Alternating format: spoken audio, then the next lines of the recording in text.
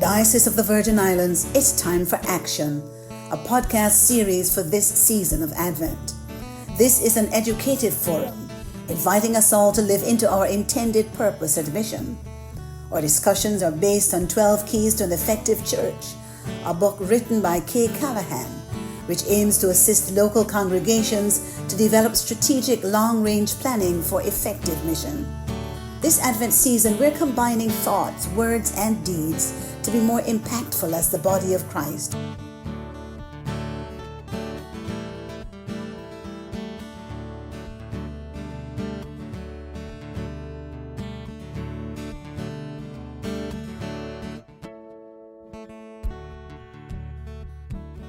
Come and join us. It's time for action.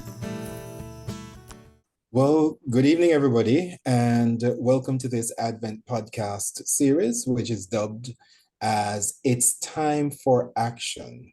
This Advent podcast series is a new initiative that was formulated by the three postulants within the Episcopal Diocese of the Virgin Islands, Trevon Todman, Trevor Bridgewater Jr., and Dana Lewis Ambrose. The medium of a podcast is being used as a means of being cross-generational, as podcasts represent programs that are made available in digital format for download over the internet. You can also log on to It's Time for Action Facebook page and YouTube channel to listen and to hear about ways of becoming an effective church. And whatever you do, word or deed, do all in the name of Jesus, giving thanks to God the Father through him. To provide a bit of background on the Advent podcast series, we are motivated out of the present state of the Diocese of the Virgin Islands. The Episcopal Diocese of the Virgin Islands, EDVI, is presently in a state of transition, like myself, and is going through various phases of evaluating who we are and how we connect who we are to what is needed for us to return to our central mission as a church. The EDVI identifies itself as a church community with an Episcopal Anglican persuasion, but what does this truly mean for a missionary diocese in a larger scheme of things, namely the National Episcopal Church? In this same way, what does it mean for those churches that make up the missionary diocese, which operates as the satellite of work and ministry, relaying hope to the poor, the needy, the discriminated, the suffering, the hungry, hurting, and marginalized? Can it be honestly said that as a faith-based community that the presence of the EDVI is felt in the places where it is supposed to be showing up?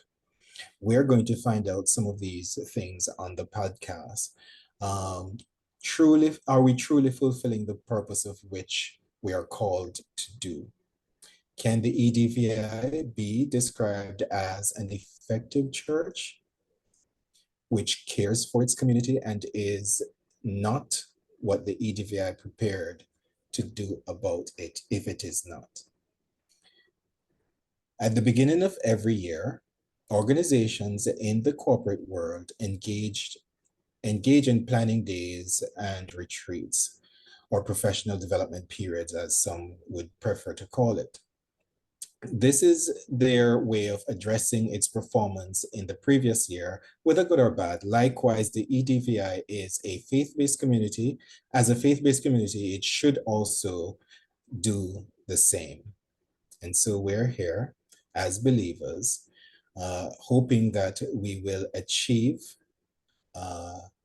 not just our mission, but to ensure that we are being effective in doing so.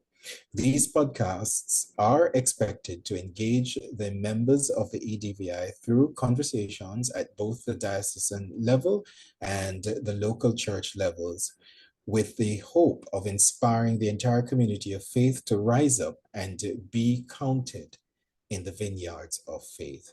During this Advent season, we will look at the rational characteristics that are necessary in becoming an effective church. And these podcasts are therefore we'll look at the book of 12 keys in an effective church. And I think at this point, I'm going to turn it over to Violet to take it from there. Thank you, Damien. As you said, that this podcast tonight will focus on the book, The 12 Keys to an Effective Church. This evening, we will be discussing the importance of pastoral care and visitation and corporate dynamic worship in an effective church. But to effectively review these relational characteristics, we have a few guests here with us tonight, and they're going to weigh in on the importance of pastoral care and visitation and corporate dynamic worship in a church community. So in order for us to get moving with them, let's do some introduction.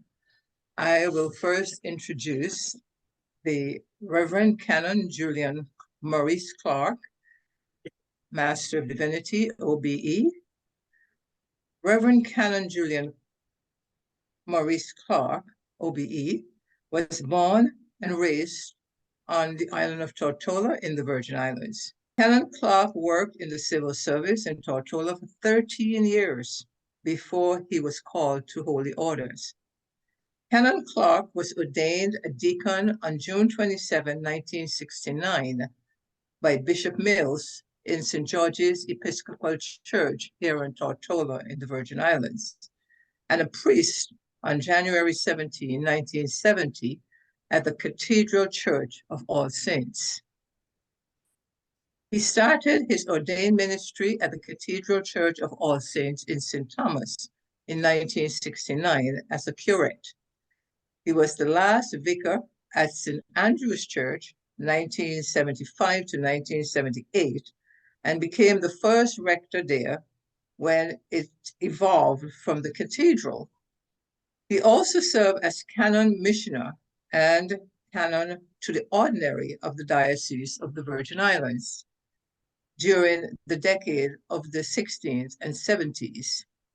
Canon Clark has also worked with congregations in Georgia from 1990 to 1999 and returned to the Virgin Islands as rector of St. George's on Tortola from 1993 until 1999.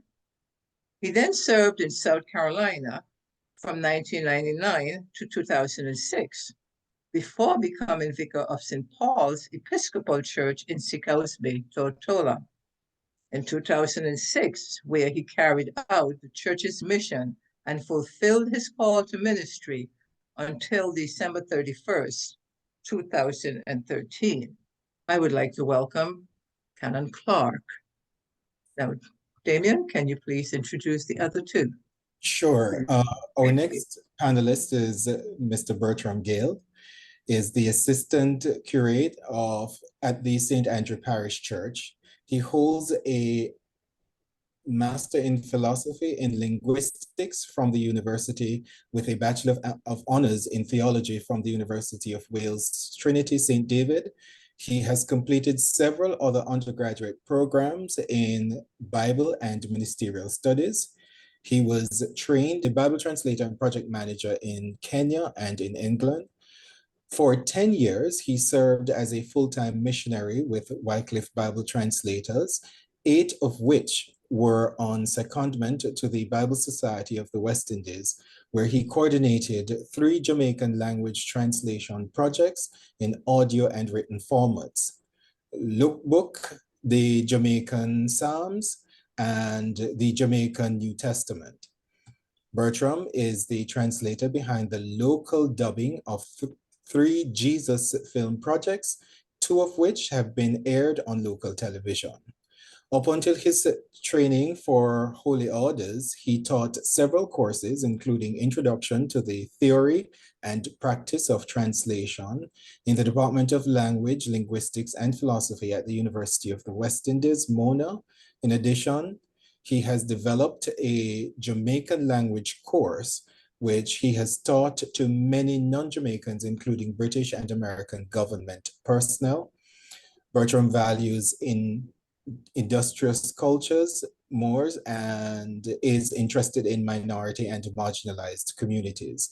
Coming out of these interests, his Master in Philosophy thesis sought to describe aspects of the morphology and syntax of country sign, a sign language indigenous to Jamaica, Top Hill St. Elizabeth to be exact. So we welcome Mr. Bertram Gill to the program. Our next panelist is Adrian Archer. Adrian began his music studies as a youngster at the piano under the tutelage of Mrs. Muriel Mallory.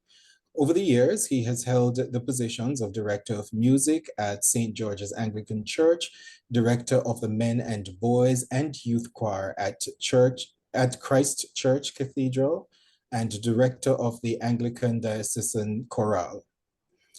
Adrian is a founding member of the Highgrove Productions and Highgrove Singers, and was the winner of the 1996 Dancer Award for Most Outstanding Music Director for the musical Once on This Island, and is the executive producer of its award-winning CD, Fill Me Now. A graduate of Westminster Choir College and Princeton University with degrees in sacred music, choral conducting, and vocal performance. He is the winner of many academic awards for musical excellence, including the Charlotte Newcomb and William T.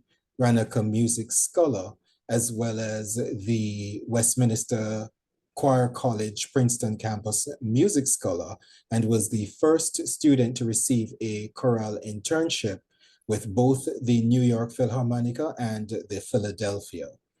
In that capacity, he has prepared and sung with choruses in Handel's Messiah, Mendelssohn's Elijah, and Mahler Symphony No. 8, Symphony of a Thousand. In addition to local music leadership opportunities, Adrian has held the post of Associate Coordinator of All Saints Episcopal Church, Princeton, New Jersey. Adrian now serves as Director of Music and Liturgy at the Christ Church Cathedral, New Providence, the Bahamas, and is the Coordinator of Musical Events for the Diocese of the Bahamas and the Turks and Caicos Islands. He represents the diocese on the Provincial Commission for Music and Liturgy in the province of the West Indies. Adrian is a founder of the Bahamas Choral Institute, an organization formed to assist choral conductors, choirs, and churches with their professional musical development. In that capacity, he has assisted the choral and vocal coach with several choirs, including Princeton Pro Musica and Orchestra, Eagle Music Ministries, Judea Baptist Church, and the Bahamas National Youth Choir. He presently serves as Vice Chairman of the Dundas Center for the Performing Arts and Musical Director of the Shakespeare in Paradise organization. In that capacity, he has directed the most recent performances of The Legend of Sammy Swain, You Can Lead a Horse to the Water, The Real Thing Musical, Once on This Island, Music of the Bahamas, and many other Bahamian productions. Mr. Archer leads the Bahamas Choral Institute and has assisted in the workshops and choral presentations of the Bahamas National Youth Choir and several church and community choirs. He hosts the radio show and podcast Sacred Sounds, which airs on 106.5 FM and is streamed on SoundCloud. He has served as a music adjudicator of the E. Clement Bethel National Arts Festival for the past 3 years, and it is our pleasure to have Adrian Archer as a panelist on today's podcast. Welcome, Mr. Archer. Thank you, Damien, for that. That was very well said. Now, I think we would call on each of the panelists to give us an opening statement. Canon Clark, would you go first, please? Yes, thank you very much. I am delighted to be here with my brothers and sisters. And in terms of ministry,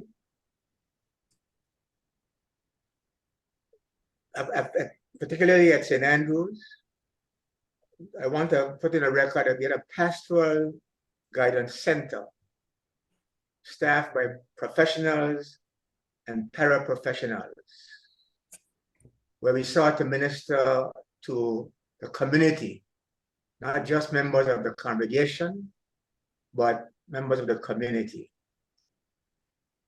I think in terms of what we are talking about tonight, pastoral care, my hope is that, particularly when you have conferences about pastoral ministry, that we do more to involve the members of the laity in the conversations. Too many times, clergy go for training, a whole bunch of us gather together, and we are expected to go back to the congregations and share. But I think many times we forget that clergy are not the church. We come and we go. And therefore we need to have an emphasis on training and equipping people in our congregations to be pastors in their particular disciplines. If you have psychiatrists, psychologists, how can they use their skills in the context of the congregation, the community of faith they belong to share ministry at an effective level? That's what I would offer as a preliminary statement. Thank you very much, Canon Clark. Very well said. It's a pleasure being here sharing with you on this very important topic. Where I serve currently, the St. Andrew Parish Church, we have a very robust ministry as it relates to visiting. And I really like how it is that the author of the book we're looking at describes and talks about visiting and visitation broadly. So it's not simply formal engagement of individuals or communities, which to some extent has pointed out some gaps in our ministry here at St. Andrew Parish Church, and based on what I have observed in general in our diocese. On the whole, as I said, I think we have a very robust ministry. COVID has affected many things, including visiting ministry. And I think we are on the verge of recommencing many of the initiatives we have had over the years in relation to this specific topic. So I'm looking forward to engaging us and learning from very seasoned and experienced persons that I share this platform with this afternoon, or this evening rather. Thank you. Thank you very much, Reverend Gale. Now we go over to Mr. Archer. Good evening, everybody. I want to say thank you very much for inviting me to speak to you all or to be a part of this panel. And I suspect I'm here to talk about music as well as some of the other topics. And I think it's really timely, particularly in our province or certainly our Caribbean area, where music is such a vital part of the ministry of the church, that is music and liturgy together, and how we really merge where we've come from as a historic church and where we meet ourselves now as a church with members of in the Caribbean with our Afrocentricness, and how to make both of that work together to attract people to the churches and to keep them there, and to make sure that whatever we offer in terms of our music and our liturgy, it is relevant to their lives and relevant to the expansion of the ministries of the church. That's really where I am now in my own work here at Christ Church Cathedral in the Bahamas. I work specifically in a very traditional church. Reverend Gale will probably hang himself from the roof because it's extremely English. It is as English as Canterbury, where I work. But that does not preclude me from every now and again causing the dean to hit himself against the wall when we try to throw, some stuff in the middle of that, and he sees the reaction of the congregation. And luckily in our diocese, we have a situation where there are many different churches with many different musical offerings, and you can actually go from one to the next, to the next, to the next, and find where our lectionary is speaking the same thing, but our music is speaking different things.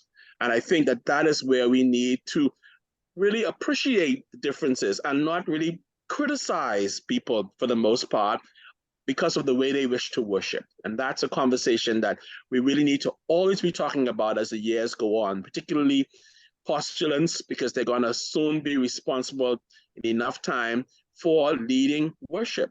And that's something that should be very seriously considered, and just not throw it up in the sky and hope to God that whenever it falls down, it's something that the people will like. I just don't think that music should be entertainment. I think it should be something that is sound and also entertaining, if that's the way we want to use in the church. But there has to be a way to make that work. So I'm looking forward to this conversation and to learn, because I continue to learn every day. Every time I go to church, I continue to hear something new or something I want to investigate. So it's my pleasure to be here as well. Thank you. Well, thank you all very much for that. Those three nice opening statements. I am taking it that we are all from the Anglican Episcopal Communion, yes? A community of Episcopalian. Yes. Thank you. So hopefully we will have the Episcopal way in a lot of our talks today, and see what is lacking and what isn't. So before we move on to the first question, Damien is going to take us on a little tour from the book. One possibility for a strong, healthy congregation is shepherding visitation. Shepherding is an art. We grow forward.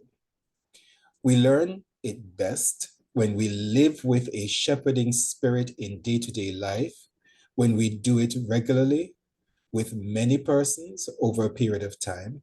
It is not an art one learns quickly or easily. It is the art of shepherding with people, discerning the times and ways that we will share grace for this moment. A strong, healthy congregation shares immediate, generous shepherding visits with persons who are in hospitals, homebound, in independent living, assisted living, and nursing homes. Shares generous shepherding visits with our congregation, members, constituents, and family and friends of our congregation. Shares generous shepherding visits with our community, first-time worshipers, newcomers, and friends in the community. Shares shepherding visits that have a sacramental quality that benefits and blesses people's lives. Shepherding is a spirit of loving, listening, learning, and blessing.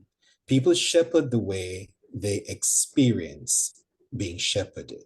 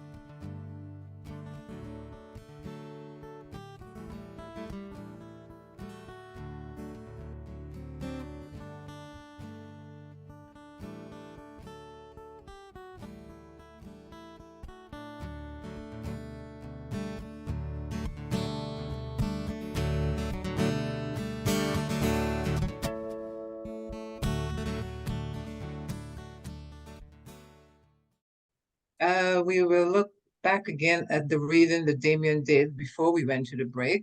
One possibility for a strong, healthy congregation is shepherding visitations. Shepherding is an art that we grow forward, and we learn it best when we live with the shepherding spirit in day-to-day life, when we do it regularly with many persons over a period of time. It is not an art one learns quickly or easily. It is the art of shepherding with people, discerning the time and ways that will share grace for this moment. And I like that word, sharing grace for the moment. A strong, healthy congregation shares immediate, generous shepherding visits with persons who are in hospitals, homebound, independent living, assisted living, and nursing homes. They share generous shepherding visit with our congregation, members, constituents, and family and friends of our congregation. They share generous shepherding visit with our community, first-time worshipers, newcomers, and friends in the community. Share shepherding visit that have a sacramental quality that benefits and blesses people's lives. Shepherding is a spirit of loving, listening, learning, and blessing. People shepherd the way they experience being shepherded. Now I'm going to ask you all a question, and I would like each of you to give me an answer. We are going to go in the order that I started off. The first question I'm going to ask is there a solid, well-balanced program of pastoral and lay visitation to members, congregants, and unchurched, first-time visitors, newcomers, or to those who are homebound, or in hospitals and nursing homes within your congregation, within your church? So let us hear from either one of you who want to go first. Father Julian, you want to go first? At the moment, and for several moments before this moment, I am no longer involved in parish ministry. I'm among what they call retired clergy. I'm a supply priest. I go from place to place at the request of congregations. So my response would be not so much from the level of the congregation, but if I may to respond in terms of the diocese as a family, the court head of family, do we have programs there that train and equip people to do these kind of ministries on behalf of a diocese or on behalf of congregations to assist them? I don't think so.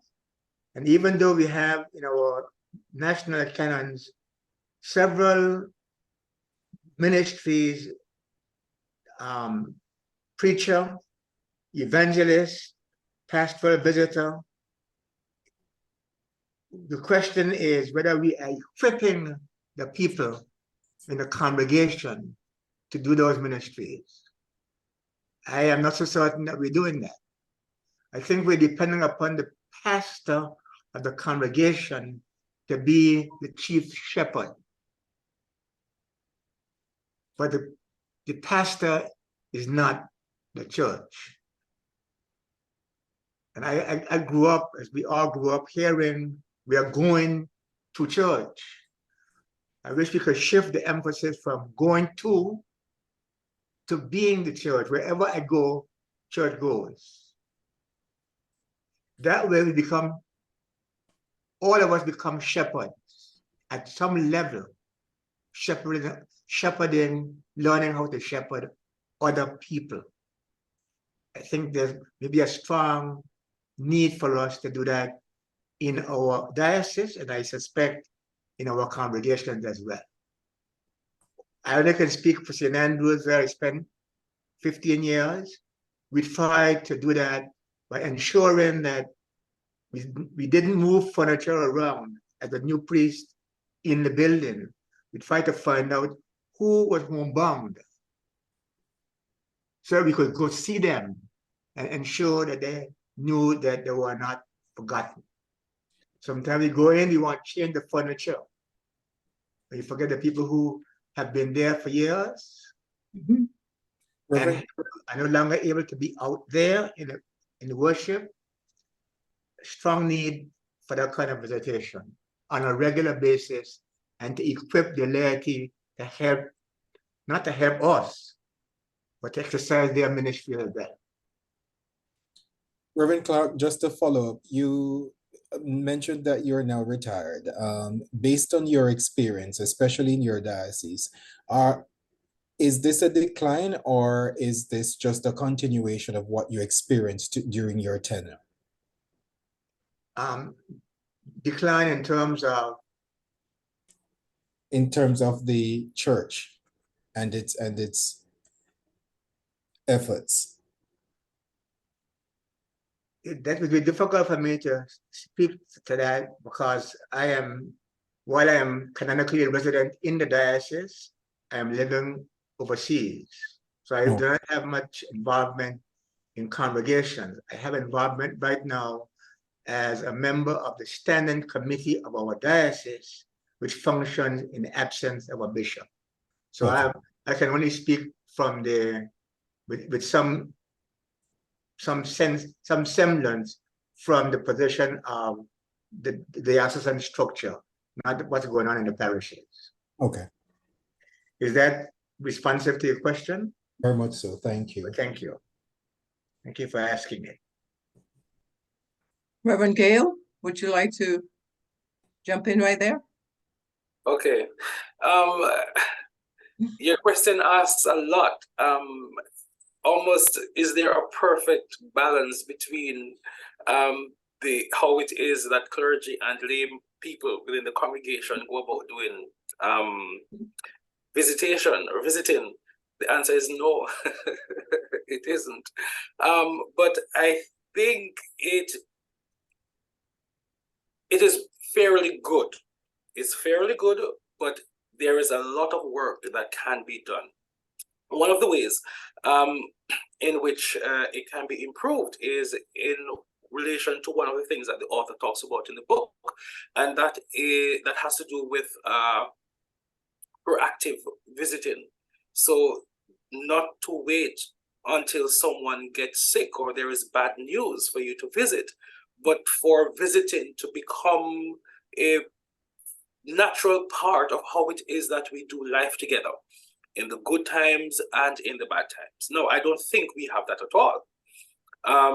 We tend to visit people, whether that is clergy or lay people. We tend to do visiting when there is bad news, when there is a death, when someone is in hospital, when we need to go and do last rites, whether that's in a home, in a place that provides care,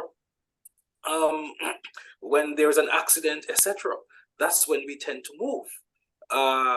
Lay persons, in my experience, sometimes tend to visit those who are homebound and can't come to church for whatever reason, either because they may have, for example, recently someone suffered a very mild stroke, and because of that she doesn't feel confident or comfortable driving herself to church, so she stays home, and persons will visit her. Lay people, clergy would visit her, but the issue is that kind of visiting has been brought on by the fact that she had a stroke. So we have this all over the place, and sometimes even quote unquote regular visits. So you visit and check up on someone for a very long period of time or consistently, but usually that begins with a negative occurrence or happening in the person's life. So I think that is a major a weakness we have in our visitation system here. At St. Andrew Parish Church, up until not so long ago, we had a grief counseling center. Again, that is to assist persons who are going through something tragic, which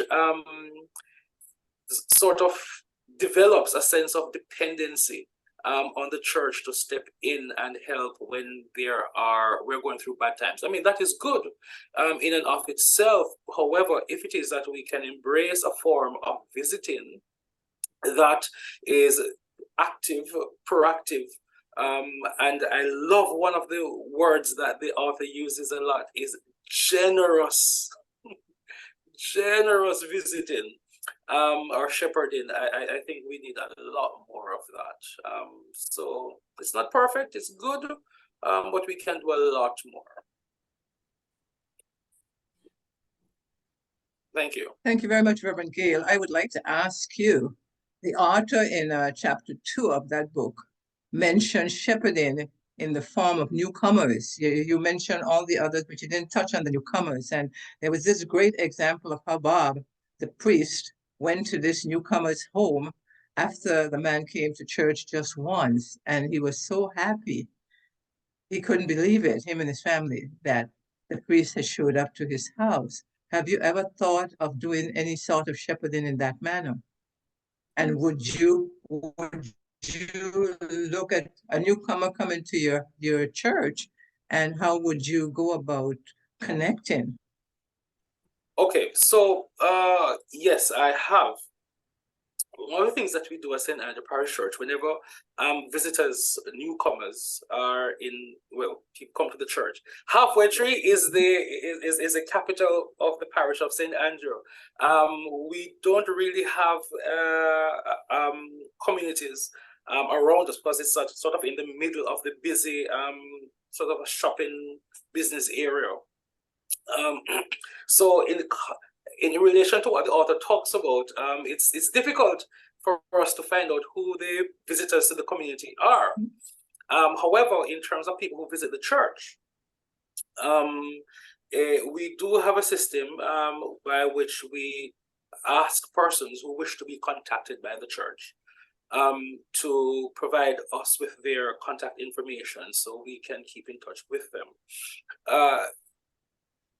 When someone visits, it doesn't necessarily mean that they want to keep in touch with the church. I mean, we extend hospitality within the context of the building and the church space that they visit.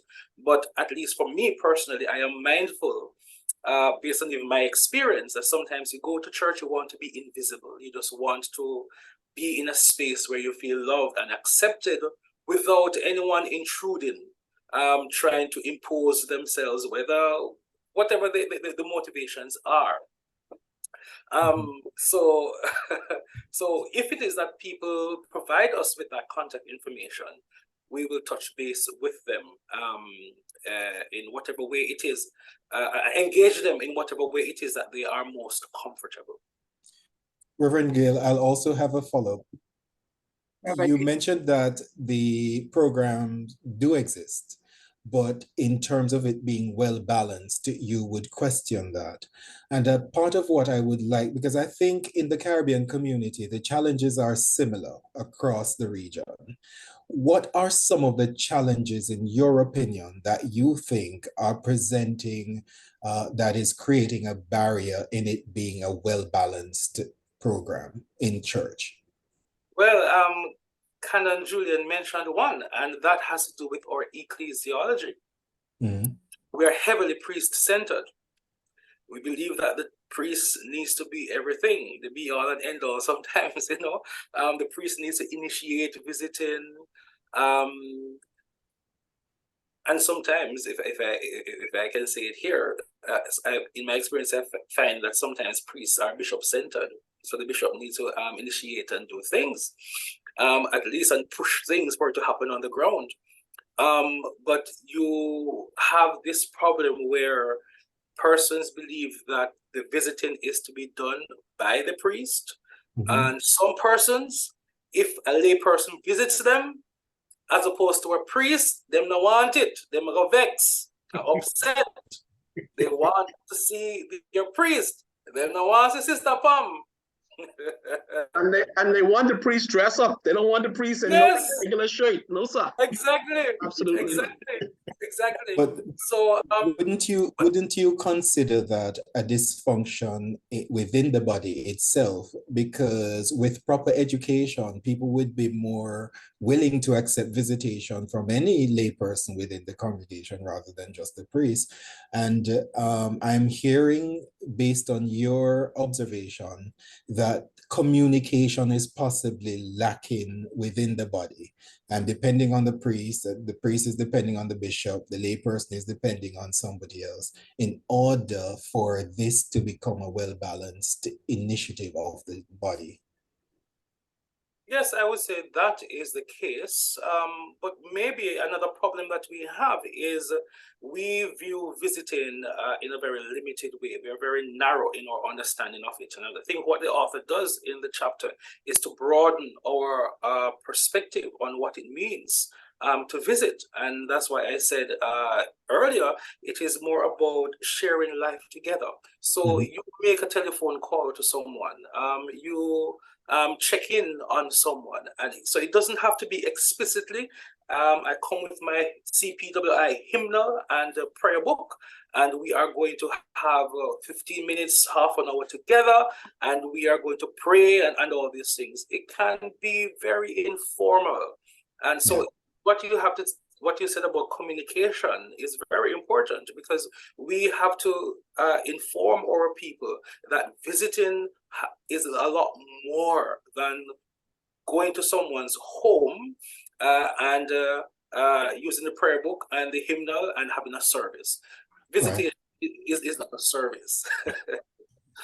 So yeah, I think that's part of the problem. And should we communicate that clearly to the people, they will see that, hey, maybe we have been doing visiting all along, but we just didn't know that that is what we've been doing. Right. Thank you, Reverend Gail. You and I can have a long conversation about this. I hope to meet up with you sometime. As we move over to Mr. Archer, please. Can I say that in my other life, because in addition to being a musician, I'm also the parish administrator at St. George's Church here, where I actually grew up all my life. And when I came back from university, I took that job before I was summoned by the dean to come and work at the cathedral, and I still have that job as parish administrator. And what has happened at St. George's, which is lucky for us in a way, we had a priest, Canon Basil Tynes, who believed so strongly in what we call the 7 basic and essential ministries, some program that Archbishop Gomez had tried to put in place in the diocese, leaned very, very, very heavily on the actual laity. So we created they created these 7 basic and essential ministries, one of which was evangelism and pastoral care and counseling. And he caused the training of lay people in these areas, including visitation. What happened is the bishop moved Canon Tynes from St. George's to St. Barnabas, and there was a 2.5-year interregnum between Canon Tynes leaving and somebody else coming. And the church had no choice but to lean on all those trained lay people to make these ministries work, because there were priests who came in to say mass and to be in and out, do funerals and weddings. But as far as the administration of the church and the visitation of the sick and the welcoming of the new people, that was left squarely on the wardens and the vestry and the members of the church to make it happen. Otherwise, it didn't happen.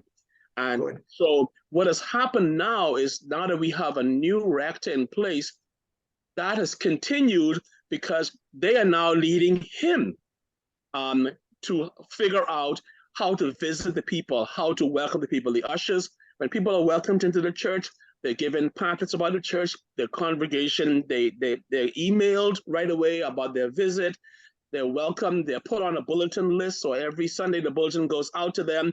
Whether they like it or not, we don't know.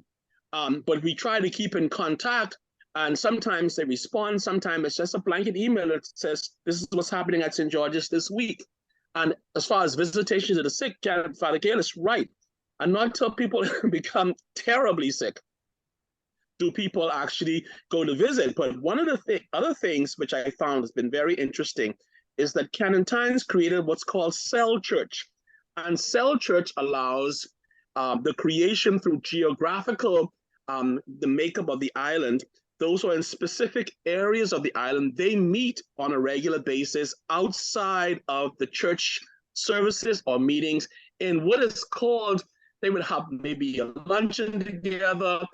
They sit down sometimes and they bring in people to speak about different topics, and it's in somebody's house, and there's a whole big bunch of people talking about various topics that go from one gamut to the next. And so then who can say, okay, well, in St. David's cell, this person we haven't seen in a little while, so we try to find out what's happening with them. In St. Martin's cell or St. Gabriel's cell, we know exactly, or we try to know what's happening. And I think that, I hate to say that because we were missing a priest, sorry, fathers, that we were missing a priest for 2.5 years, did we feel that unless we do this ourselves, it's not going to get done. And the result, like I say, is a continuation of that thought that the visitation committee has to be in place every Thursday. The visitation committee comes with Father. They take him to different parts of the island where people are ill, or if someone is in the hospital. Now, of course, since COVID, you can't go visiting people. And even now at the hospital, you just can't show up and say, here I am, because they don't allow you to do so. But I think that somehow we need to always engage each other. And there may be, the only way to do that is to have a situation where you have no choice in the matter. Again, sorry, Canon Julian. If you have no choice in the matter, if you want your church to survive, if you want your people to know what effect you're having on them, you probably gonna have to do it yourself. And then bring the clergy or whoever's gonna come in to bring them into what's happening, let them have an input to make sure that it goes on. I mean, Canon Times even allowed marriage preparation by lay people. It just was unheard of, you know what I mean? And this whole thing about, Sunday school preparation, these are things that just you never heard of until he made it possible, or maybe thought that it's possible. Let's train these people and let's see how they do it. Let's oversee it and see where that's going in the right direction. And I think that in the instance of St. George, now this doesn't happen everywhere, but in the instance of St. George's, where he touched the lives of the people, he made you think that this was not the holy grail of holies, that, what's happening on the altar is just not wizardry. And, me visiting somebody and praying for them is not only just for me. And I think until you meet some sort of pastor or become a priest that allows people to feel free to be able to minister, then you always have this priest-centric situation, which perhaps is a dooming type of thing. That's my contribution to that. But the visitation, it's so critical, but it just can't happen when you're sick or about to die. All right. Do you find that making these things duty-bound can become laborious for not just the priests, but also laypersons? And the reason why I'm asking that is I consistently put on air the fact that in my observation, I find that we're losing our community. And I attribute that to the fact that the church is losing its ability to foster communities.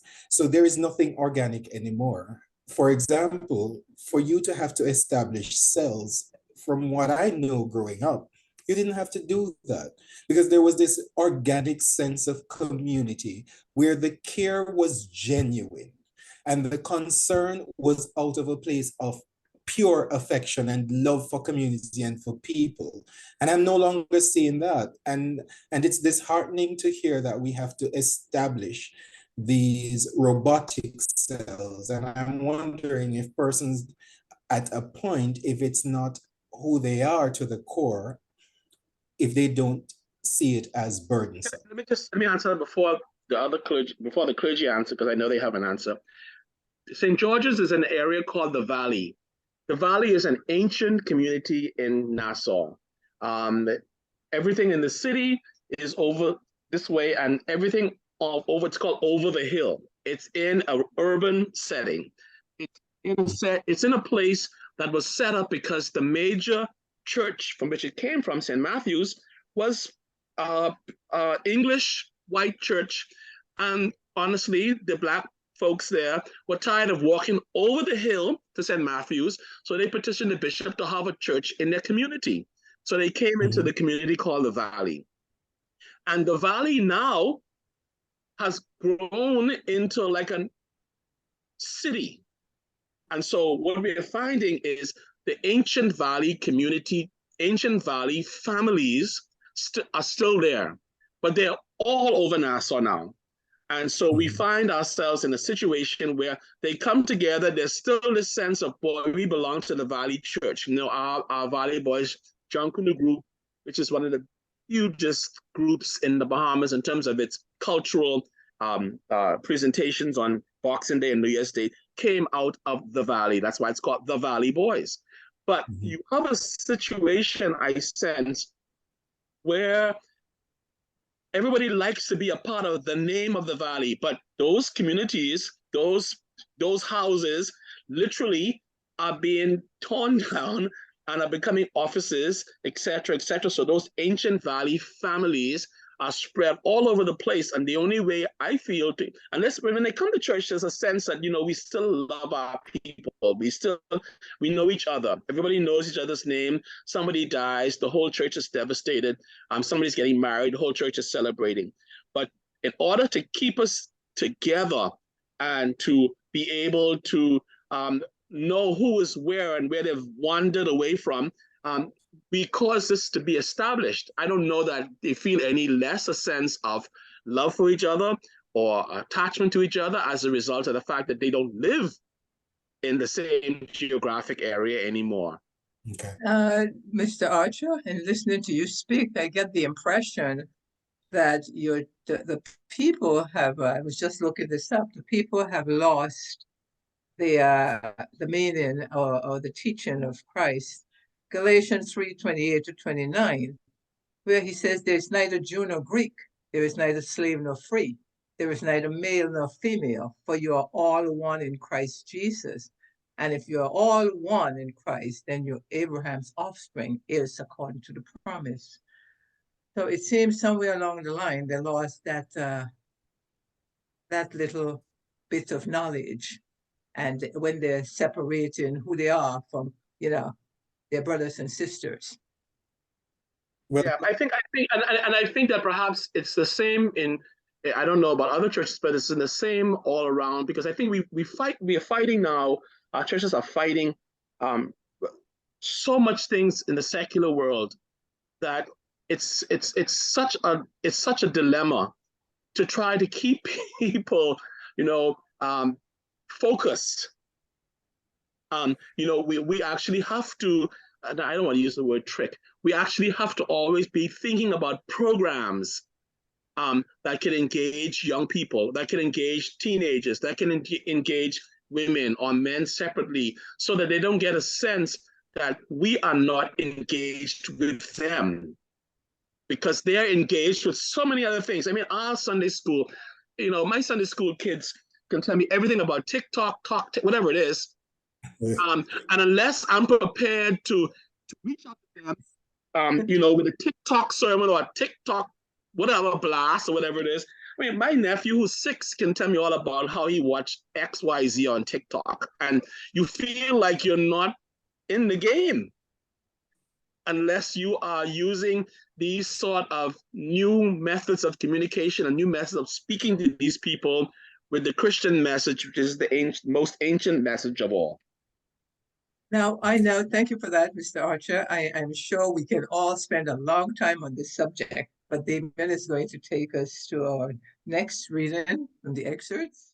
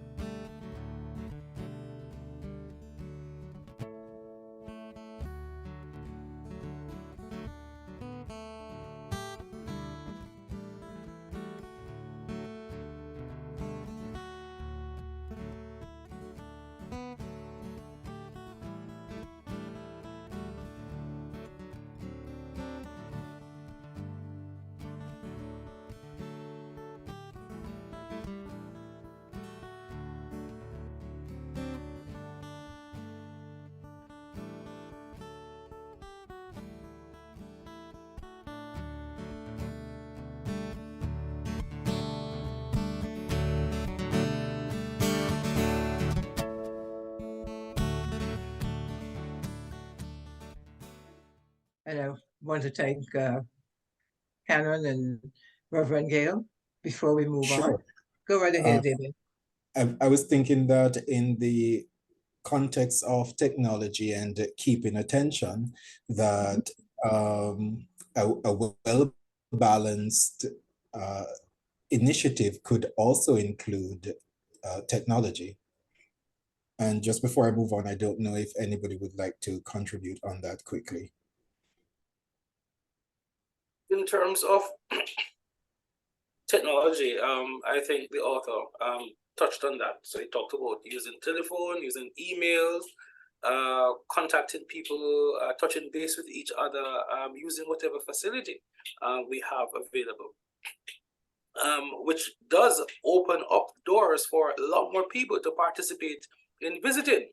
So you may not, for example, you may not have a vehicle, or you may hate driving on the busy roads of Kingston to go and see someone, but you can make a telephone call. You can use WhatsApp, and you can video call, or you can do a voice call, whatever it is.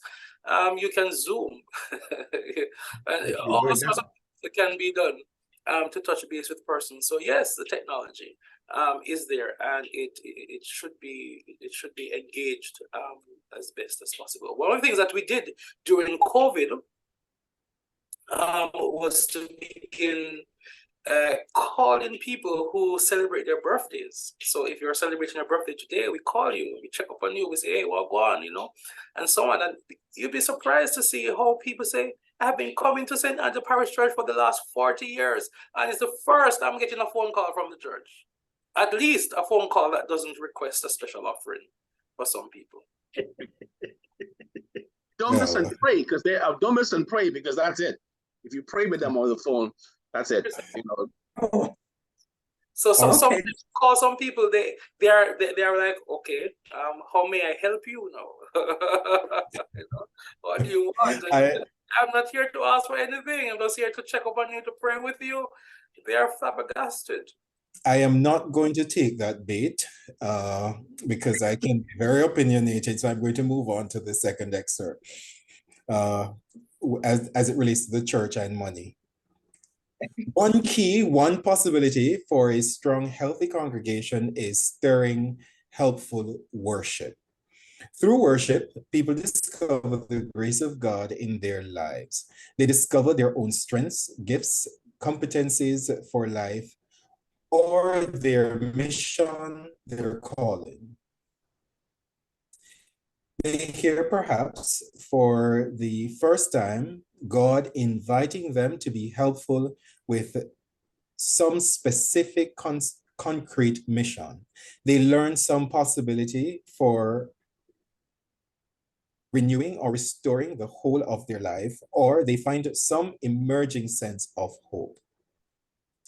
A strong, healthy congregation shares worship that is warm, winsome, and welcoming, shares music that is inspiring and dynamic, shares preaching that is helpful and hopeful, shares worship that is stirring with balance, power, and movement. Worship speaks to the language of the people God has chosen, has given you to serve in mission. If you were working with an athletic group, learn the language of the athletic group. The prayers will match. The hymns will strike a chord. Worship remembers the motivations of the grassroots: compassion, community, and hope. Worship acknowledges the future that has come.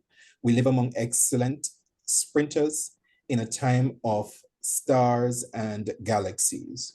Worship is a gift of grace with no strings attached. Worship has little to do with church growth. It has much to do with helping people grow lives of grace.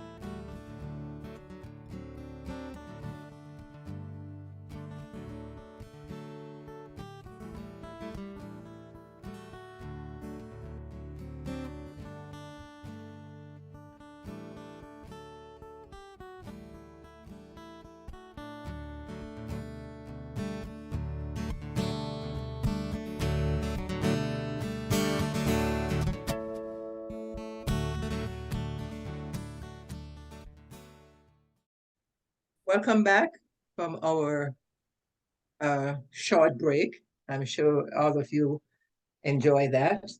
And I am going to reread what Damien read before we went on that little break.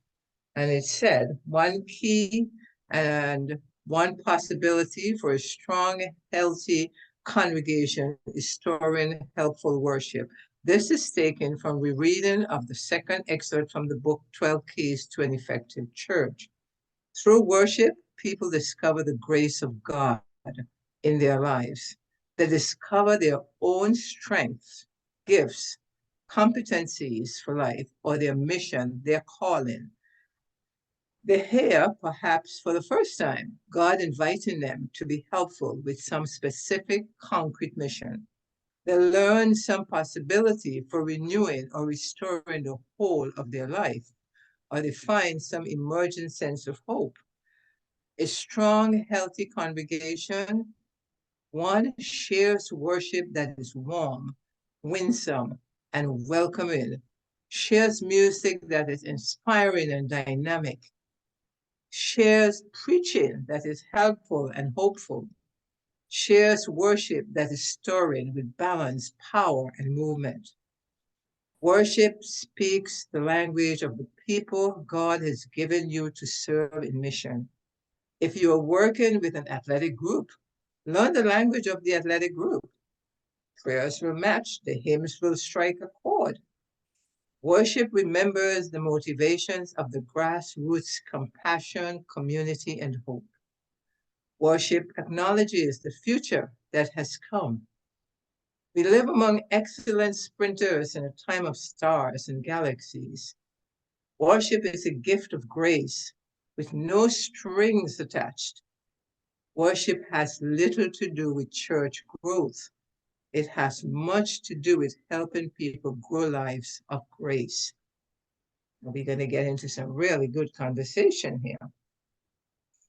Our next round of questions. God is a spirit, and those who worship him must worship him in spirit and in truth. That comes from John 4:23 to 24.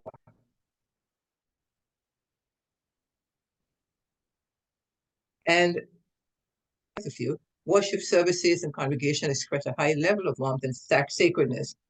In the music we play, the dynamic and inspirational, in the character of the gospel and the quality of compassion expressed in the preaching is all this so.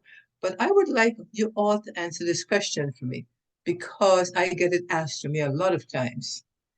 God is spirit, and those who worship him must worship him in spirit and in truth.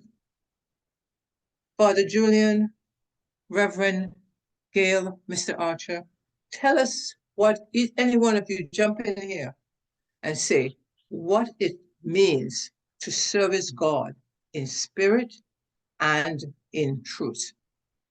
Tell us about that.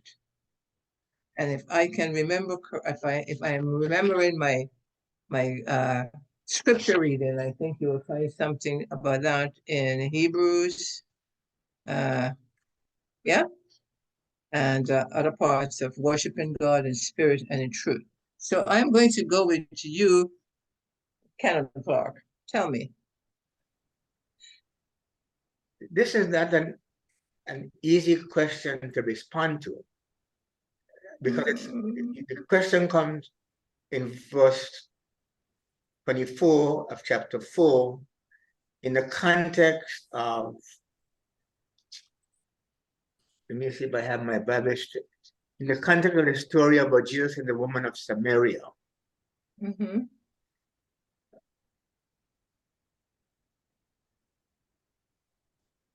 I'm looking it up here. The Samaritan woman came to draw water. Jesus said to her, "Give me a drink," and the story. If you only knew what God gives and what it is that is asking, who is asking of you a drink, you would ask him and he would give you living water. And the dialogue continues. In 24, it says, "But the time is coming and is already here when the real worshipers will worship the Father in spirit and in truth. Mhm. In spirit. Mhm. Spirit as power, spirit as fact, spirit as what? In spirit of humility, Mhm. in spirit of wanting to learn more of who God is and how God functions.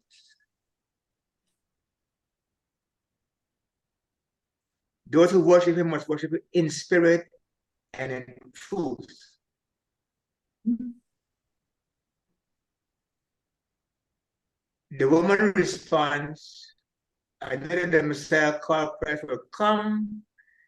He will tell us everything. So, and the response to that from Jesus is, I am he, I who am talking with you. So what is Jesus saying? He's saying that I am God, I am here. God is here present with you now. The God here that we talk about. And those who worship God, the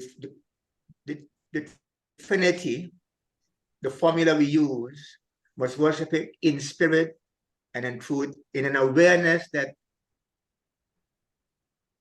you're seeing God present now, as it were. Mhm. And it's not these are, and when you allow yourself to believe that,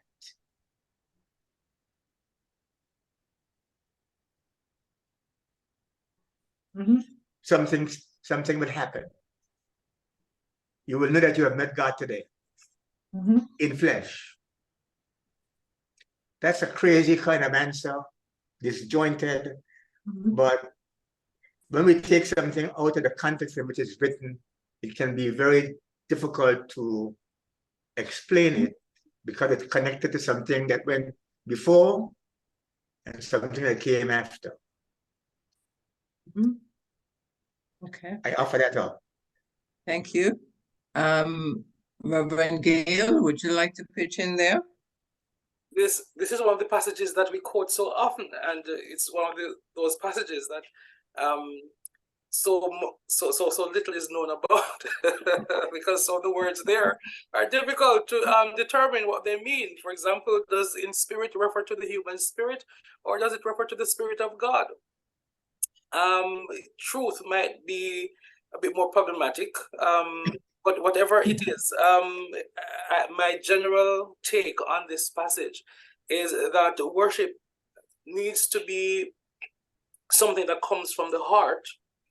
And yes, one could tie in both Spirit of God and human spirit. Yes. Coming from the heart, guided by the Spirit of God, but centers on the revelation, the preeminent revelation of truth, which is God's revelation of God's self, who is Jesus Christ. So what I would sort of sum it up to be is that is a genuine, hard, deep communion with God that centers around the revelation of God that we have in Jesus Christ.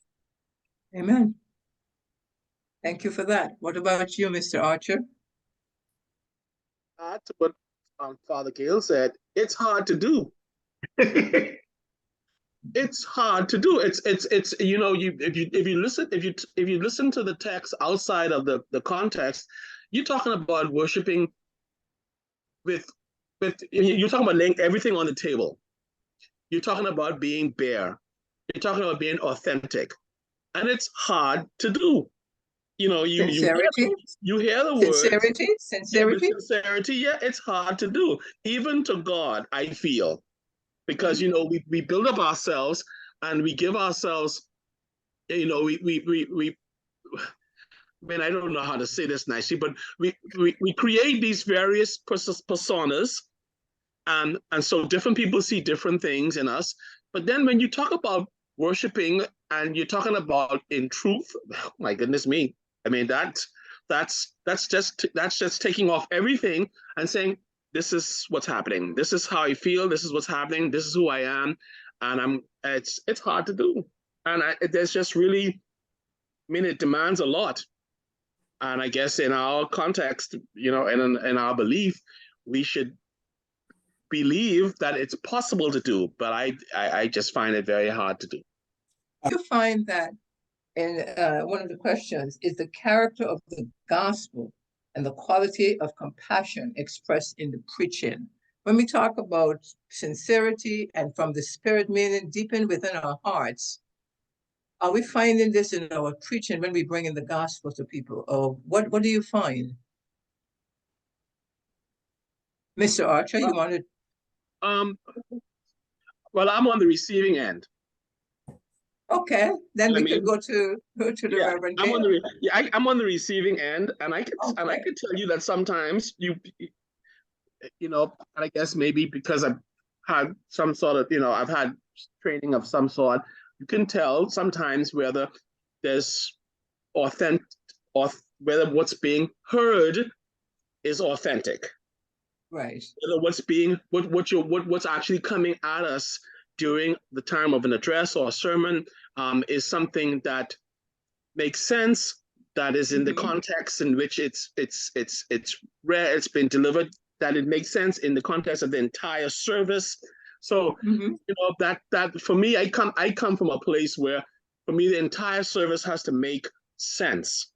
You know, I cannot be in a place where the music and the liturgy is disjointed and the sermon is disjointed, and all of a sudden there are all these different things going on, and I leave totally, not necessarily confused, but perhaps annoyed that there was no particular effort to make all of this coordinate so that I could leave feeling that there was an effort put forward in all the various aspects of the liturgy to come to a conclusion. That's just me. This is a very interesting topic, and I think I am going to do a reading here from the excerpts of, then we're going to take a short. Damien, would you like to read that excerpt before you do that? Okay. It's 13. I mean, in adding my 2 cents to the previous question, Violet, okay. I have found, which is partly why I am where I am as it relates to the body of Christ today. I have found that the preaching of the gospel has departed somewhat from the character of the gospel. And I am seeing where we have moved to a space of trying to evoke an emotion and not necessarily focused on the true delivery of the gospel, which is based in love and pure love. And I have seen where the message of Christ has become more of a condemnation and a judgmental session for the congregants, as it should be an instructive one that helps us to improve our lives. So I would say, yes, I have seen in my observation a devoiding of compassion and the character of the gospel in the preaching of the gospel. Yes, Father Julian, did you want to say something before? Yeah, it seemed to me one of the things I am discovering more and more is how do we invite people to live into what Jesus says there, or what Jesus commands that we should be. I'm getting the impression as I get older that we're always telling people what we believe the text is saying. And that, I suppose, is partly so. But are we sharing with them that Jesus says, I love you, for example? How do we get people to believe that that is so in spite of how they may live their life? How does it become an invitation to live into what has been given to us, as opposed to trying to teach them that this is it, this is what it is, as if we're doing something new and different, as opposed to calling ourselves to live into the fact that Jesus loved me, this I know, for the Bible tells me so. How do I live into that on a regular basis, in community, in church, wherever I happen to be? So much of what we sermons are about is telling people, as opposed to, you need to love your neighbor. We need to live it, Father Julian, yes? We need to live it. It needs to be somewhere where they know that Jesus loved them, in spite of the fact that they may struggle with living out what that means. It surely should not be that we're condemning them to hell. No. So it's the invitation, I think, someone's need, and I'm just wondering if we shouldn't turn Sunday morning, instead of a sermon, into asking people, what do you hear the scripture of today saying to you about you, where you are? Instead of a sermon, maybe a dialogue. That way we can get people thinking about what it means to them when they hear, Jesus loves me, this I know. Maybe the sermons ought to become dialogue, conversation. Perhaps. Maybe. Yeah.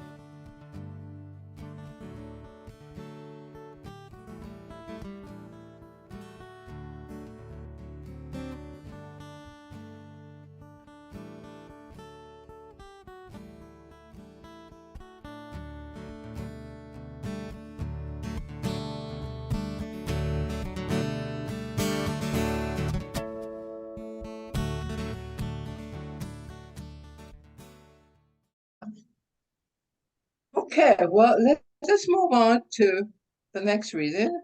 Reading of 3 excerpts from the book, 12 Keys to an Effective Church. The shape of most worship spaces is warm and welcoming. Simple rectangular spaces, square spaces, and circular spaces all tend to be inviting. Some spaces have an awkward confusion of circular and rectangular lines with elaborate ornamentation that tends to be off-putting with people. By the same token, some of the great cathedrals share a spirit of grace and welcomeness that people just know they have found home. With some spaces, many steps are foreboding. Tiny vestibules and narthexes tend to be unwelcoming.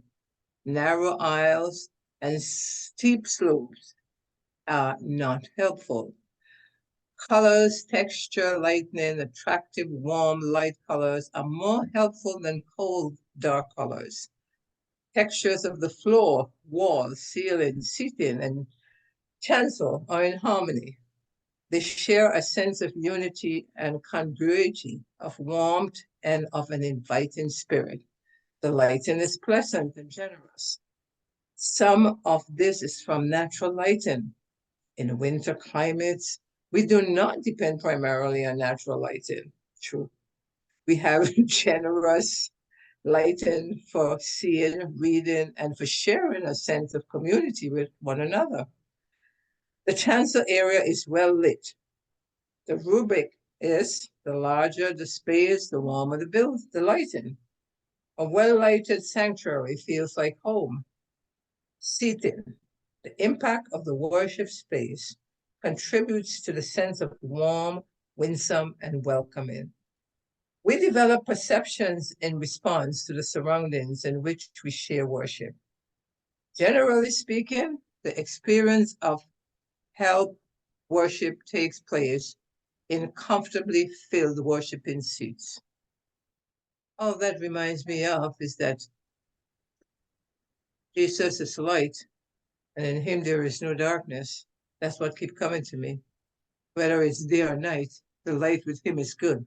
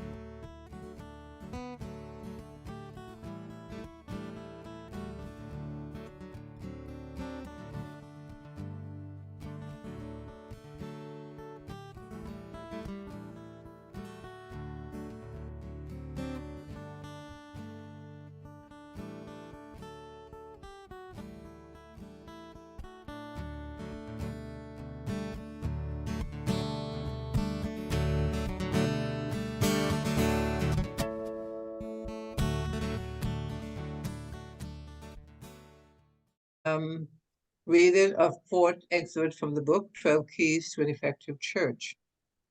Worship services of all types can have a spirit of power and movement. These services are unified whole. Each stage of the service builds towards and contributes to the next stage in the service. There is a sense of progression towards the climax of the service, being in the world in mission as God's people. Whatever type of service, people experience power and movement when the pastor is a shepherd. Then the worship service will be stirring and helpful. The order is 1, shepherd, and then 2, preacher. 1 is first a caring shepherd, then one becomes a helpful preacher. Some try to be a preacher before they have become a shepherd. They have put their cart before their horse. In their preaching, two pastors both rank at 7 on a scale of 1 to 10. One is a shepherd as well as a preacher. The shepherd preacher will be perceived by the congregation as preaching at a level of a 9. The other pastor, not a shepherd, will be perceived as preaching at a level of 5. It is a whole lot of fun to be at a 9 than at a 5. It is the shepherding, not the preaching. The shepherd preacher is caring, loving ways, knows the people as a good shepherd. The shepherd preacher is able to preach richly and fully to their human hurt and hopes in everyday ordinary life. A pastor who has not taken the time to be a shepherd with them will not know these specific hurts and hopes. Such a pastor can only preach a generalized, innocuous sermon. Further, when the people know that the pastor knows them, cares for them, and loves them, they listen more fully and attentively. They lean forward. This is their beloved shepherd speaking directly to them. They listen to shepherd preachers who share the gospel in their lives, as well as in their words, in their mission, as well as in their message. That is so true. Can I have a closing statement, about 3 minutes from each of you? Father Julian, would you like to start off with a closing statement, please? You're on mute, Father Julian. Can you unmute yourself? You're muted. Thank you. In terms of what you just read, I am finding preaching a lot more difficult now because I am not the shepherd of the congregation. I'm not one of the shepherds of the congregation. I am a visiting priest. I go in 2 Sundays a month. I'm invited. I have no sense of really basically what their hurts are, what their pain is, whatever is going on in their lives, the joys. And therefore, what I try to do is to ask them to listen carefully to what the gospel story is saying and ask them to imagine what are you hearing for yourself from these texts that were read today. Because I don't know, I just go in and come out. There's a difference between when you're a shepherd and a leader of a congregation, and know as the gentleman Callahan points out, to someone that can speak to who they are, where they are, their dreams, their fears, their hopes, their aspirations. The other thing I would want to mention is the issue of music. The hymns in the hymn book are theologically sound, but in a Caribbean context, those hymns need to be sung the way Caribbean people are. They need to have movement. If you play them the way they are written for congregation in the core country, then people will keep on saying the music is dead. The organist, Adrian, can make the service come alive with whatever hymns you have before you. That movement ought to reflect who we are as a people, and not the dragon that's sometimes associated with cold countries. Yeah, and I have an example now of a congregation. We are in Advent season, but recently I heard, O Little Song of Bethlehem in the context of the worship.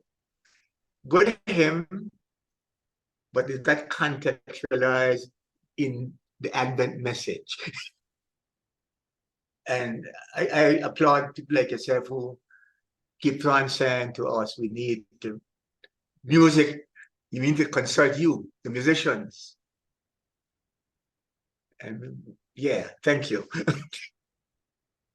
Thank you for the opportunity to be here. Not in parish ministry, so my contribution has to be limited in terms of the now. I only could talk about, in a sense, the past in parish ministry on a regular basis. So if they didn't come across the way it needed to, God will take that and do what God wants to do with it. But it's good to have met you, Bertram. It's good to have met you, Adrian. Good to hear your perspectives from another generation of people. I belong to the 60s, in the 70s. Thank you, Father Julian. Now we will go to Reverend Gail. Okay, thank you, everyone. I don't know what Father Julian is talking about. I think he did an excellent job. And you've been in ministry for many years, and that has informed your perspective. And I'm sure sorts newbies like myself have a lot to learn from persons such as yourself. So thank you all for the invitation, and thank you for engaging me around this topic. Now, we haven't said much about music, at least not in the recorded section. But I would like to say that I am all for having a diverse, a range of options for persons. Yeah. So you can have a very high traditional English church setting. You can have one that is very, very local. You can have several in between. But whatever it is that we do, do it well. So if you're classical, European classical type, do it well. If you're the more local, I don't know what you call your kind of equivalent to revivals here, Shorter Baptist type, do it well, and be your true self. And I think we would be able to appeal to a larger grouping of people. All the things we've experienced here in Jamaica is that people have dual membership. So they are members of an Anglican church, and Anglican church in the days, and go to a more local church setting, like a revival church at nights. And I'm not sure in terms of being pastoral, we are sort of I think it is because we are not hospitable. And because we're not hospitable, for me, hospitality includes the culture of the people. And with our people to have a sense of home and belonging in our church. But if we don't provide that space, they go out. And I think we have so, I mean, there's a lot that I can say about, about this thing. I veer toward the more Afrocentric iteration of what it means to be church, because that is me, that is who I am. And I know it doesn't matter how much I pretend or try to approximate European expressions of Christianity. And those are beautiful and good as anything else that we have. One of the things that sort of pushes me away from it is the fact that I have been in settings where I go to these spaces and I am not accepted. So why am I going to try to be like them? Why am I not try to be myself and bring that to the worship of God? So I'm resisting saying too much here. So thank you so much. We can see that. You try your best. Yeah. And I look forward possibly for further engagements with you. Thank you so very much. Every blessing to you. Thank you, Reverend Gail. And now we will go to Mr. Archer. I think I follow up with Reverend Gail on the whole idea of doing the best you can. You know, as a musician, I'm fully aware of the importance of music in the liturgy, the importance of music in worship, what music can do to parishioners in service and out of service. And as I said at the beginning, I serve in a church the where the music is extremely high in the term, where that's the kind of church that I serve. And so the people expect a certain thing. They expect canticles and antiphons and all that sort of carrying on. And I'm probably like Reverend Gail. And then in the evening, I go to Holy Trinity, where I can just drop all of that and sing "Come Eat and Love the Lord" and we're marching to Zion type of situation. Where in the cathedral, it's probably will be sung once in a while. But thankfully, at least in our province, and I'm happy to serve on the Provincial Music Commission, so we get a lot of this conversation all the time, where the provincial hymn book, which is used across the entire province, has a amalgamation of both. So we go from the very English German music to music that is literally from Peter Tosh that's in the hymn book. Now, whether it's sung or not is a different thing entirely. When I first came to the cathedral, the dean said to me, "Okay, you want to have this job? There are 2 hymns you absolutely must never, ever sing in here." And he turned to, unfortunately, Father Gale, of the one which is one of my favorite of all times, and we could never sing those songs. But you can go down the street to St. Agnes or St. Barnabas and sing them as well. And so the whole point, I think, of our Anglican ethos is that it's available to you in various ways and types and styles. And I just wish that whoever's seeing this could understand, for me, that is, that it plays such an important part that it shouldn't be by the way. Hymns shouldn't be picked by the side, like, oh my God, what's the hymn for the day? No, well, for me, I look well ahead of a Sunday. I consult the lectionary, I look at the lessons, I try to talk to the dean and ask him what the sermon is going to be about. So we have some correlation of what's happening in the service. So at the end of the service, people will have connected the readings to the psalm, to the gradual hymn, to the communion hymn, to the recessional hymn. And that is where I think where the most help happens to the members of the congregation. So that when they leave, they would have left with a sense that it's a package that was there to help them through whatever's going on in their lives. And as a musician, not necessarily a trained musician, because I don't think you need to be very highly trained to understand that you can't sing, Joy to the World on Good Friday. But it does make sense that when you have a particular given Sunday and the themes are running through the lessons, whatever those gospels are, and there's a way to try them all together, that you pick music that is going to be complementary to that. And in some instances, you may have to pick a different style. You may have to find a piece of music that you don't necessarily sing all the time, but will give people a new, fresh idea of what it is you're trying to do. That to me is so super important. And I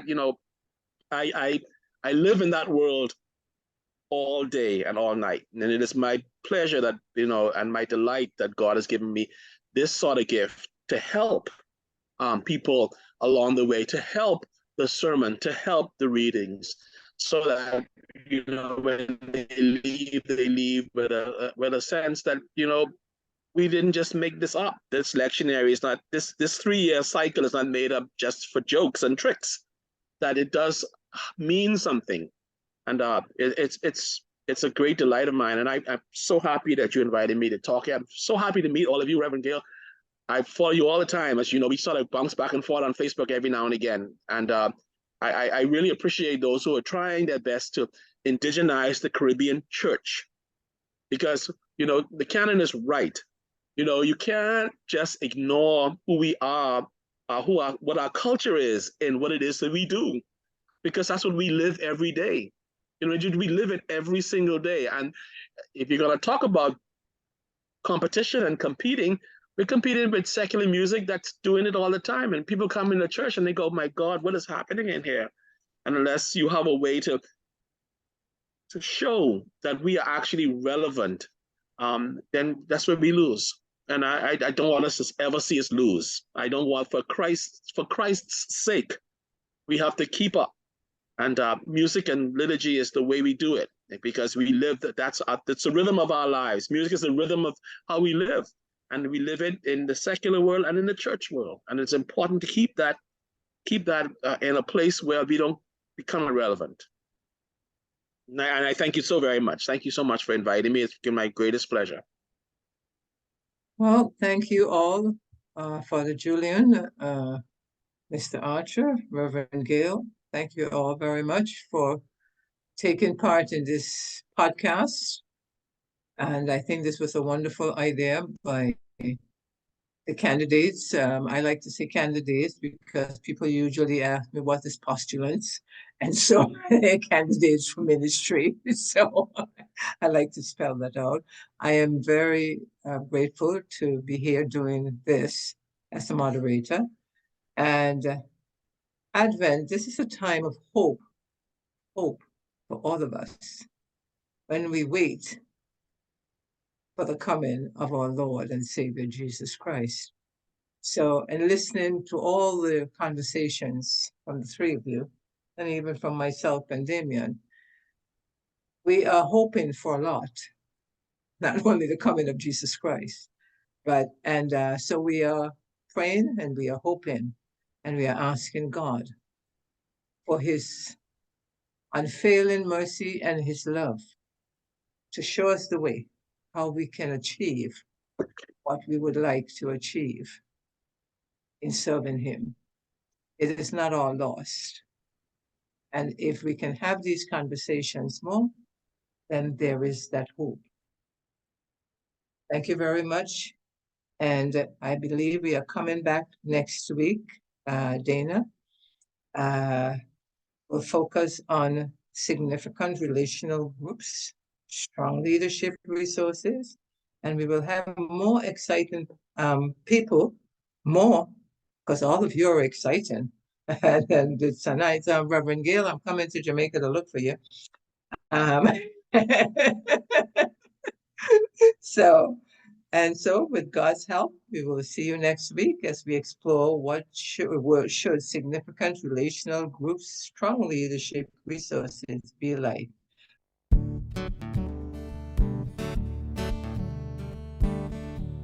Diocese of the Virgin Islands, it's time for action, a podcast series for this season of Advent. This is an educative forum, inviting us all to live into our intended purpose and mission. Our discussions are based on 12 Keys to an Effective Church, a book written by Kay Callahan, which aims to assist local congregations to develop strategic long-range planning for effective mission. This Advent season, we're combining thoughts, words, and deeds to be more impactful as the body of Christ.